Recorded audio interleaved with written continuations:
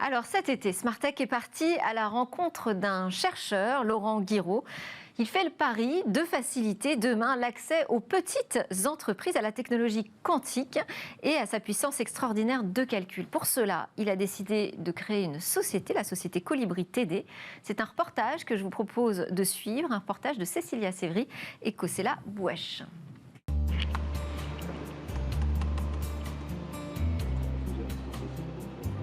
Ce qu'on fait ici avec Colibri TD et l'équipe de recherche en charge du développement de notre framework, c'est véritablement de démocratiser l'informatique quantique à destination d'entreprises qui sont de taille moyenne. Aujourd'hui, ce que l'on voit, c'est qu'il y a de plus en plus un écosystème de plus en plus riche au niveau de l'informatique quantique. Il y a quelques acteurs majeurs qui s'intéressent à l'informatique quantique, mais il y a tout un ventre mou quelque part d'entreprises qui n'ont pas encore accès, qui auront besoin de cet accès, et c'est là qu'on veut se placer. Aujourd'hui, on est dans les tests, les proof of concept, des démonstrations. Mais d'ici 2-3 ans, on va avoir des ordinateurs utilisables, des algorithmes utilisables, des logiciels utilisables. Donc il faut s'y préparer maintenant. 2-3 ans, c'est très rapide pour atteindre, selon moi, une maturité dans un premier aspect d'ici 5 ans. Donc c'est vraiment important de s'y préparer aujourd'hui.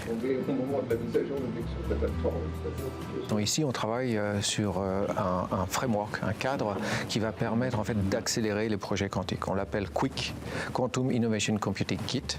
Donc là, Hamza est en train de faire un certain nombre de simulations sur un ordinateur quantique IBM.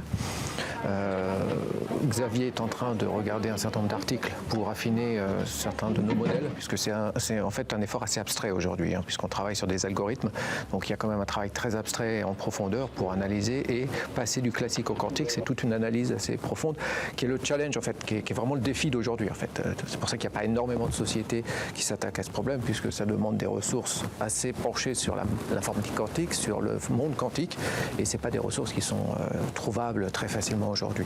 L'intérêt, c'est d'aller chercher ce qui nous intéresse le plus dans ces technologies pour optimiser et aller le proposer à des entreprises, on va dire, intermédiaires qui n'ont pas accès à ces technologies et qui n'ont surtout pas les ressources pour le faire. Aujourd'hui, qu'est-ce que ça va apporter? Pourquoi on fait tout ça? La première révolution quantique dans laquelle on vit a apporté le laser, l'IRM. Aujourd'hui, on ne parle pas de ça comme des technologies quantiques, on parle de ça pour se soigner, pour utiliser un téléphone, etc. Donc on en bénéficie indirectement. L'idée, c'est pareil. Par exemple, aujourd'hui, pour la chimie, une molécule sera développée, au lieu de parler d'années, ça sera des mois.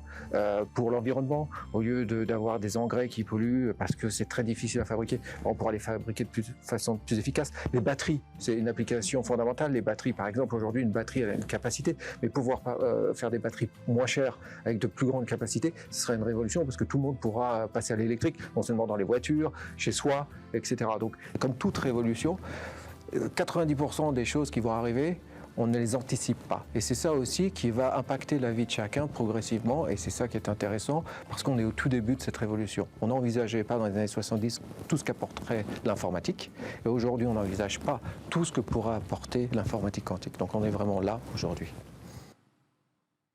C'était notre séquence Et demain, et c'était aussi le premier jour de Smartech saison 2. Merci à tous de nous avoir suivis.